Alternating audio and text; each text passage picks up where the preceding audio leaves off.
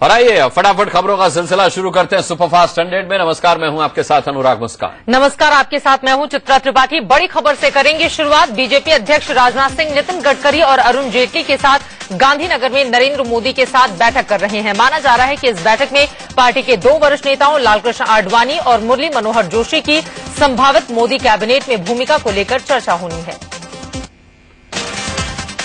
सूत्रों से खबर है कि आडवाणी की भूमिका को लेकर बीजेपी ने फिलहाल 3 विकल्प निकाले हैं। बीजेपी चाहती है कि आडवाणी या तो स्पीकर बने या एनडीए के संयोजक या फिर एनएसी जैसी समिति के अध्यक्ष। ऐसी खबर है कि मोदी के साथ बैठक में इन 3 विकल्पों पर चर्चा होनी है।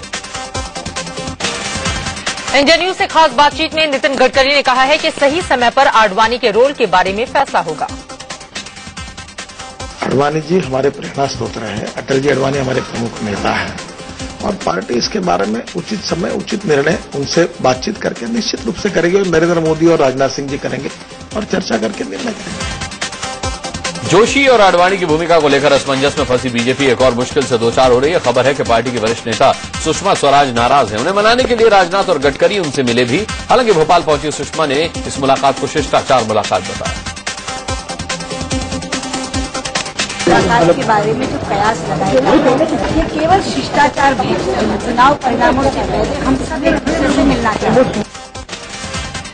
सुषमा स्वराज की नाराजगी की खबरें सामने आने के बाद उन्हें मनाने के लिए बीजेपी अध्यक्ष राजनाथ सिंह और नितिन गडकरी बारी बारी से उनसे मिलने पहुंचे। नाराजगी की वजह तो साफ नहीं है, लेकिन ऐसी खबरें हैं कि मोदी सरकार में सुषमा सम्मानजनक भूमिका की मांग कर रही हैं। सूत्र बताते हैं कि बीजेपी अध्यक्ष राजनाथ सिंह ने सुषमा स्वराज को भरोसा दिलाया कि उन्हें साइडलाइन नहीं किया जाएगा और उनका पूरा ख्याल रखा जाएगा। मोदी से मिलने गुजरात जाने से पहले राजनाथ सिंह ने सुषमा स्वराज के घर जाकर मुलाकात की। ये मुलाकात करीब आधे घंटे तक चली। सूत्र बताते हैं राजनाथ ने सुषमा की बातें सुनी और उन्हें पूरा भरोसा दिलाया कि उनके साथ किसी भी तरह की नाइंसाफी नहीं होगी। इससे पहले नितिन गडकरी ने भी सुषमा स्वराज से मुलाकात की। मुलाकात के दौरान उनके साथ यूपी बीजेपी के अध्यक्ष लक्ष्मी वाजपेयी भी थे। सूत्रों से खबर है कि सुषमा स्वराज ने गडकरी को 2 टूक कहा है कि सरकार में उनकी सम्मानजनक भूमिका होनी चाहिए। सूत्र ये भी बता रहे हैं कि सुषमा स्वराज ने गडकरी से कहा है कि उन्हें सीसीएस यानी सुरक्षा मामलों की कैबिनेट समिति में जगह मिलनी चाहिए। सीसीएस काफी ताकतवर समिति मानी जाती है जिसमें पीएम समेत 5 सदस्य होते हैं। सुषमा की नाराजगी की खबरों के बीच इंडिया न्यूज से बातचीत में नितिन गडकरी ने इस बात से इनकार किया है कि पार्टी के शीर्ष नेताओं में किसी बात को लेकर नाराजगी है। मुरली मनोहर जोशी साहब मिलकर आए संघ प्रमुख साहब से और जो टिकटों को लेकर उनकी सीट बदली गई, काफी नाराज थे वो। क्या इस बार उनके आत्मसम्मान उनकी जो स्थिति है, क्योंकि कल मैं भी उनको मिला और वो नाराज है, ऐसा आपको बता रहे होंगे। मोदी के करीबी और बीजेपी के यूपी प्रभारी अमित शाह ने बीजेपी के वरिष्ठ नेता अरुण जेटली से आज दिल्ली में मुलाकात की। दोनों ने मौजूदा सियासी हालात पर चर्चा की। हालांकि मुलाकात के बाद शाह ने मीडिया से कोई बात नहीं की। बैठकों के इस दौर के बीच पूर्व बीजेपी अध्यक्ष नितिन गडकरी की भूमिका को लेकर असमंजस बना हुआ है। इंडिया न्यूज से बातचीत में गडकरी ने कहा कि उनकी भूमिका सरकार में होगी या संगठन में, इसका फैसला मोदी और राजनाथ करेंगे। पार्टी में कहां काम करना इसका निर्णय जो व्यक्ति खुद होता है वो नहीं करता। मेरे बारे में निर्णय करने का अधिकार पार्टी को है। पार्टी के अध्यक्ष हमारे राजनाथ सिंह जी और नरेंद्र मोदी जी मिलकर सब 2 निर्णय करेंगे, वो काम करूंगा। बीजेपी के पीएम कैंडिडेट नरेंद्र मोदी चुनाव नतीजों के ठीक एक दिन बाद 17 मई को वाराणसी जाएंगे। उसी दिन वाराणसी से मोदी दिल्ली आएंगे और दिल्ली में होने वाली संसदीय बोर्ड की बैठक में हिस्सा लेंगे। इस दौरान मोदी के भव्य स्वागत की तैयारियों की भी खबर है। तमाम एग्जिट पोल में बीजेपी और एनडीए की बल्ले बल्ले नजर आ रही, तो आरएसएस भी मान रहा है कि एनडीए को बहुमत मिल सकता है। सूत्रों से खबर है कि संघ ने भी चुनावी सर्वे किया जिसमें मोदी सरकार बनने की बात कही गई। सूत्रों के मुताबिक आरएसएस ने जो चुनावी सर्वे कराया है उसमें अकेले बीजेपी को 240 से 245 सीटें मिलने का अनुमान जताया गया है। वहीं एनडीए गठबंधन को 290 से 295 सीटों के आसार बताए गए हैं, यानी एनडीए को बहुमत मिलता दिखाई गया है। एग्जिट पोल के नतीजों में मिली भारी बढ़त के बाद बीजेपी की मुंबई यूनिट जीत के जश्न की तैयारियों में जुट गई है। इसके लिए 4000 किलो लड्डुओं का ऑर्डर दे दिया गया है, जिन्हें बनाने का काम भी शुरू हो गया है। कई हलवाई इस काम में लग भी गए हैं। जीत की खुशी में बनाए जा रहे इन लड्डुओं की पैकिंग का इंतजाम भी खास है। ये लड्डू मोदी की तस्वीर लगे डिब्बों में पैक किए जा रहे हैं। कहा जा रहा है जीत की खबर पर मुहर लगने के साथ ही इन लड्डुओं से लोगों का मुंह मीठा कराने का काम शुरू हो जाएगा। उधर दिग्विजय सिंह ने एक बार फिर अपने चुटीले अंदाज में नरेंद्र मोदी पर निशाना साधा। दिग्गी ने बीजेपी के अच्छे दिन आने वाले हैं लाइन को लेकर दिया बयान दिया। निर्मल बाबा भी टेलीविजन पे आके कहते हैं अच्छे दिन तुम्हारे आने वाले हैं। उसी प्रकार से मोदी जी भी कह रहे हैं अच्छे दिन आने वाले हैं। हिटलर भी यही कहता था, मैं अच्छे दिन लाने वाला हूं। डीजल पेट्रोल सस्ते हो जाएंगे, कुकिंग गैस सस्ता हो जाएगा, सबको नौकरी मिल जाएंगी, अच्छे दिन आने वाले हैं। एग्जिट पोल के नतीजे सामने आते ही मोदी विरोधियों के सुर भी बदलने लगे हैं। जयललिता की पार्टी एआईएडीएमके ने मोदी को समर्थन के संकेत दे दिए हैं। पार्टी ने तमिलनाडु के हित को देखते हुए एनडीए को समर्थन देने की बात कही है। हालांकि पार्टी प्रमुख जयललिता ने 16 मई तक का इंतजार करने को भी कहा। इससे पहले इंडिया न्यूज के सहयोगी चैनल न्यूज एक्स से बातचीत में एआईएडीएमके नेता मलाईस्वामी ने कहा कि राजनीति में कोई दोस्त या दुश्मन नहीं होता। उन्होंने कहा कि जयललिता मोदी के साथ गठबंधन कर सकती है। Most likely, in the larger interest of Tamil Nadu, Madam may have a liaison with Mr. Modi. Nobody is an enemy or friend in politics. I mean, today I may hate, tomorrow I will like. This is the way that politics goes. BJP Janata Dal भी शर्तों के साथ NDA के साथ जाने के संकेत दे चुका है। बीजेडी ने इसके लिए ओडिशा को विशेष राज्य का दर्जा देने की शर्त रखी है। हालांकि बीजेडी प्रमुख नवीन पटनायक ने कहा है कि एनडीए को समर्थन देने पर अभी कोई फैसला नहीं हुआ है। बीजू जनता दल के प्रवक्ता प्रभात त्रिपाठी ने बयान दिया है कि पूरे देश की राय और राज्य के हित को ध्यान में रखते हुए केंद्र में एनडीए को सशर्त समर्थन देने में कोई समस्या नहीं होनी चाहिए। एनसीपी नेता प्रफुल्ल पटेल ने सभी ऑप्शन खुले रखने के संकेत दिए हैं। पटेल ने कहा कि उनकी पार्टी एक स्थायी सरकार देखना चाहती है। अभी रिजल्ट नहीं आए हैं, लेकिन बीजेपी सबसे बड़ी पार्टी बनकर उभरेगी। हालांकि प्रफुल्ल पटेल इस सवाल को टाल गए कि एनसीपी एनडीए में शामिल होगी या नहीं। टाइम्स ऑफ इंडिया अखबार के हवाले से खबर है कि राष्ट्रपति प्रणब मुखर्जी किसी चुनाव पूर्व गठबंधन को सरकार बनाने का न्योता देने से पहले साथी पार्टियों के समर्थन पत्र की मांग करेंगे। अखबार का दावा है कि जो 272 के आंकड़े को समर्थन पत्र देगा उसे न्योता मिलेगा। पीएम मनमोहन सिंह को बधाई कि ठीक एक दिन पहले एक बार फिर से किरकिरी का सामना करना पड़ सकता है। योजना आयोग के सदस्य अरुण मायरा ने अपने किताब में यह दावा किया है कि यूपीए सरकार में पीएम सोनिया गांधी के आगे लाचार थे। अरुण मायरा ने अपनी किताब में लिखा कि सोनिया गांधी ने विश्वस्त टेक्नोक्रेट डॉक्टर मनमोहन सिंह को पीएम पद पर बैठाया था, जबकि सच्चाई है कि सरकार के सारे फैसले वो खुद किया करती थी और इसी के लिए नेशनल एडवाइजरी काउंसिल बनाया गया। अरुण मायरा ने अपनी किताब redesigning the aeroplane while flying reforming institution के जरिए यूपीए सरकार की नीतियों पर भी निशाना साधा है। इससे पहले पीएम के मीडिया सलाहकार संजय बारू और पूर्व कोयला सचिव पीसी पारेख भी पीएम को लेकर ऐसे ही दावे कर चुके हैं। एग्जिट पोल में खराब नतीजे आने की संभावना के बाद कांग्रेस अध्यक्ष सोनिया गांधी प्रधानमंत्री मनमोहन सिंह के बचाव में दिख रही हैं। सोनिया ने कांग्रेस नेताओं से कहा कि अगर नतीजे खराब होते हैं तब भी पीएम का बचाव करना है। यूपी चेयरपर्सन सोनिया गांधी आज पीएम मनमोहन सिंह को विदाई भोज देंगी। सूत्रों के मुताबिक मनमोहन सिंह को एक स्मृति चिन्ह दिया जा सकता है, जिस पर कांग्रेस कार्य समिति के सभी सदस्यों के हस्ताक्षर होंगे। विवादित बयान पर बवाल मचने के बाद गिरिराज ने अपना थोड़ा हल्का बयान कर दिया है। अब वो कह रहे हैं कि उन्होंने देश में मौजूद कुछ आतंकवादियों को लेकर बयान दिया था। देश में कुछ लोग हैं जो आतंकवाद परस्त हैं और पाकिस्तान परस्त हैं। क्या कुछ ही लोग तो हैं? इससे पहले बोकारो कोर्ट से जमानत मिलने के बाद गिरिराज ने फिर विवादित बयान दिया। उन्होंने कहा कि आतंकवादी गतिविधियों में एक समुदाय विशेष के लोग ही शामिल होते हैं। क्या ये सच नहीं है कि देश में जितने आतंकवादी गतिविधि में लोग पकड़े जा रहे हैं वो एक समुदाय से जुड़े हैं? वहीं गिरिराज सिंह ने अपना पिछला विवादित बयान फिर दोहराया। उन्होंने कहा कि नरेंद्र मोदी को पीएम बनने से रोकने वालों की जगह पाकिस्तान में। विवादित बयान देकर फंसे गिरिराज अब इसका ठेका मीडिया पर फोड़ रहे हैं। उन्होंने कहा कि मेरे बयान को तोड़ मरोड़ कर पेश किया गया।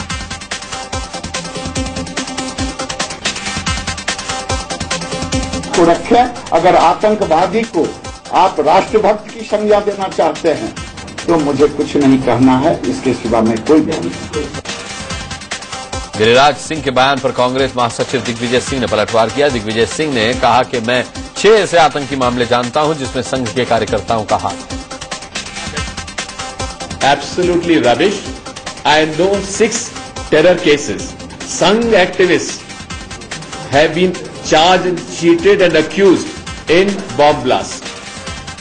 वहीं कांग्रेस प्रवक्ता मीम अफजल ने कहा है कि गिरिराज के बयान से जाहिर होता है कि उनकी मानसिकता किसी समुदाय विशेष से नफरत करने की है। जेडीयू ने गिरिराज सिंह के बयान को लेकर बीजेपी और संघ पर निशाना साधा है।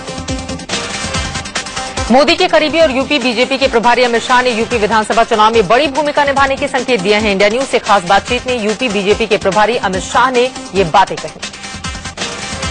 बीजेपी नेता उमा भारती ने कहा है कि मोदी के पीएम बनते ही यूपी में समाजवादी पार्टी के 60 से ज्यादा विधायक इस्तीफा दे देंगे। उन्होंने कहा कि समाजवादी पार्टी के विधायक उनके और अमित शाह के संपर्क में हैं। चुनाव नतीजे आने से ठीक पहले बीजेपी नेता उमा भारती ने मध्य प्रदेश के छतरपुर पहुंचकर हनुमान मंदिर में पूजा अर्चना की। पूजा करके उमा ने बजरंग बली से जीत की दुआ मांगी। मतदान खत्म होते ही चुनावी भागदौड़ से दूर मध्य प्रदेश के सीएम शिवराज सिंह चौहान अपनी पत्नी के साथ शिमला पहुंचे। आरएलडी उम्मीदवार जयप्रदा और अमर सिंह राजस्थान के सूरजगढ़ में सालासर दरबार पहुंचे। यहां दोनों ने नारियल बांधकर मन्नत मांगी। करीब 1 घंटे तक दोनों दरबार में रुके रहे। पूर्व सेना अध्यक्ष और बीजेपी नेता वीके सिंह इंदौर पहुंचे। दरअसल वो आध्यात्मिक गुरु भैयू जी महाराज के पिता को श्रद्धांजलि समारोह में शरीक होने आए थे। मुजफ्फरनगर के शाहपुर में बने गोरखनाथ मंदिर के पास एक संत मोदी को पीएम बनाने के लिए 41 दिनों से भीषण गर्मी में बैठकर तपस्या कर रहे हैं। वो इस दौरान किसी से भी बात नहीं करेंगे। इलाहाबाद में मोदी को पीएम बनाने के लिए विशाल हवन का आयोजन किया गया। इस मौके पर तक्षक तीर्थ पीठाधीश्वर रविशंकर के साथ कई लोग मोदी के पोस्टर लिए नजर आए। बीजेपी के पीएम कैंडिडेट नरेंद्र मोदी की लोकप्रियता चरम पर है। गुजरात के सूरत में मोदी की तस्वीर वाली साड़ी धूम मचा रही है। साड़ी व्यापारियों ने बताया कि मोदी साड़ी की मांग देश के कई हिस्सों से भी आ रही है। लेफ्टिनेंट जनरल दलबीर सिंह सुहाग देश के नए आर्मी चीफ होंगे। बीजेपी के विरोध के बावजूद सरकार ने जाते जाते नए आर्मी चीफ की नियुक्ति का फैसला लिया। भारतीय सेना के अगले सेना प्रमुख के लिए लेफ्टिनेंट जनरल दलबीर सिंह सुहाग का नाम तय हो चुका है, जिसे लेकर उनके पैतृक गांव हरियाणा के झज्जर के ब्रिसान में खुशी का माहौल है।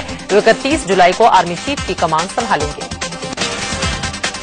आरटीआई के जरिए गृह मंत्री सुशील कुमार शिंदे की सुरक्षा को लेकर बड़ा खुलासा हुआ है। शिंदे और उनके परिवार के लिए 60 से भी ज्यादा पुलिस वाले लगाए गए। आरटीआई के जरिए महाराष्ट्र के वीआईपी की सुरक्षा को लेकर भी खुलासा हुआ है। महाराष्ट्र के 84 वीआईपी के लिए 812 पुलिस वाले तैनात किए गए हैं। सुप्रीम कोर्ट के chief justice RM Lodha Rajasthan के नागौर पहुंचे। यहां वो अपनी कुल देवी के दर्शन के लिए पहुंचे थे। यौन शोषण मामले में जेल की हवा खा रहे आसाराम को एक और झटका लगा है। केस के अहम मोड़ पर उनके सबसे पुराने वकील जगमाल चौधरी ने अपने हाथ पीछे खींच लिए हैं। उन्होंने इस मामले में आसाराम की पैरवी करने से मना कर दिया। 2 दिन के जबरदस्त उछाल के बाद आज शेयर बाजार में उतार चढ़ाव का दौर जारी रहा।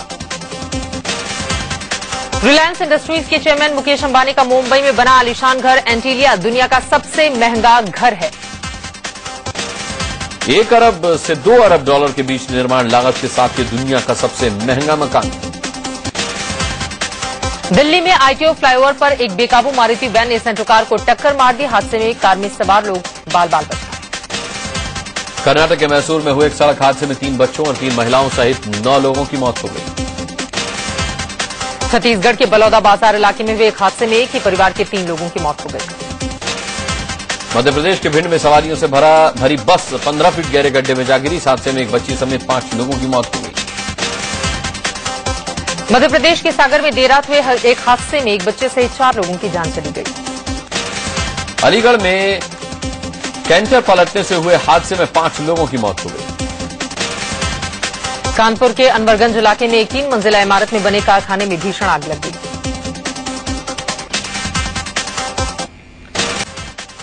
दिल्ली में पुलिस ने महिलाओं के बच्चा चोर गिरोह का पर्दाफाश किया है। गिरोह की 2 महिलाओं को गिरफ्तार किया गया। दिल्ली में बीकॉम की एक छात्रा ने खुदकुशी कर ली। बताया जा रहा है कि जिस लड़के से वो 3 साल से प्यार करती थी, उसने काफी दहेज मांगकर शादी से मना कर दिया था। दिल्ली के कृष्णा नगर इलाके में कलयुगी मामा ने अपनी भांजी की गला घोंटकर हत्या कर दी। दिल्ली के एक युवक की ईरान में संदिग्ध हालत में मौत हो गई। युवक के परिजनों ने दिल्ली के एक इंस्टीट्यूट पर आरोप लगाते हुए कहा कि लड़के नौकरी के नाम पर उसे विदेश भेजा गया था। नोएडा सेक्टर 10 में एक युवक ने महज 8,000 रुपए के लिए अपने दोस्त की जान ले ली। मध्य प्रदेश के खंडवा में तीसरी बेटी पैदा होने से खफा एक पिता ने नवजात बेटी की जमीन पर पटक पटक कर हत्या कर दी। एमपी के रीवा में एक इंजीनियर ने अपनी पत्नी की दहेज के लालच में हत्या कर दी। पटना में हथियारबंद बदमाशों ने एक कैश वैन से 1 करोड़ रुपए लूट लिए। दिल्ली में क्राइम ब्रांच की टीम ने हथियार तस्कर गिरोह का पर्दाफाश किया है। एमपी के सागर में पुलिस ने वाहन चेकिंग के दौरान विस्फोटकों का जखीरा बरामद किया।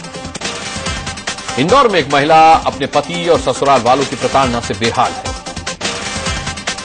बिहार के हाजीपुर में पुलिस हिरासत में एक युवक की पिटाई पर परिजनों ने जमकर हंगामा किया। पश्चिम बंगाल के मुर्शिदाबाद में प्रसाद खाने से 300 लोग बीमार पड़ गए। छत्तीसगढ़ के कांकेर में बाघ ने एक शख्स पर जानलेवा हमला कर दिया। बाघ के हमले से शख्स गंभीर रूप से जख्मी हो गया। दिल्ली पुलिस ने एक सेमिनार का आयोजन किया। इसमें दिल्ली पुलिस के अधिकारियों को लीगल राइट्स के बारे में जानकारी दी गई। गुड़गांव में देश की पहली रैपिड मेट्रो ने यात्रियों की सुविधा के लिए फ्री वाईफाई सुविधा शुरू की है। दिल्ली एनसीआर में रात फिर बारिश हुई। रात में हुई बारिश से मौसम सुहाना हो गया। भोपाल में भी अचानक से मौसम ने मिजाज बदला और आंधी तूफान के साथ झमाझम बारिश हुई। राजस्थान के हनुमानगढ़ में भारी मात्रा में ओले के साथ बरसात हुई। मंगलवार को केदारनाथ मंदिर और उसके आसपास के इलाकों में दिन भर जमकर बर्फबारी हुई। कोलकाता में बुद्ध पूर्णिमा के मौके पर श्रद्धालुओं ने विधिवत पूजा की।